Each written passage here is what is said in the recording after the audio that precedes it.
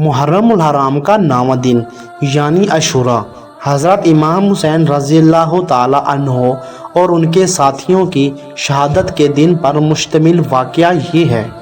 حضرت امام حسین رضی اللہ تعالی عنہ نبی محمد صلی اللہ علیہ وآلہ وسلم کے پوتے اور حضرت علی رضی اللہ تعالی عنہ اور حضرت فاطمہ رضی اللہ تعالی عنہ کے بیٹے تھے۔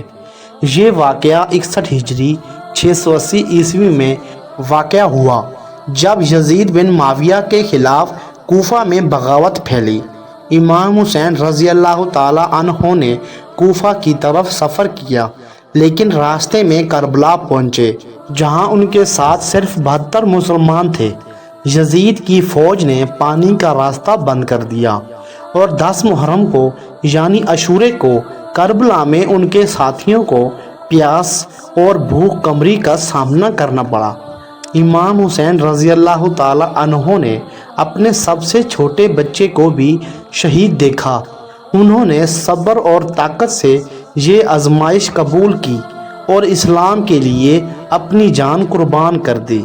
یہ واقعہ اسلام میں انسانیت اور صبر کی مثال ہے جو ہر سال محرم الحرام کے مہینے میں یاد کیا جاتا ہے۔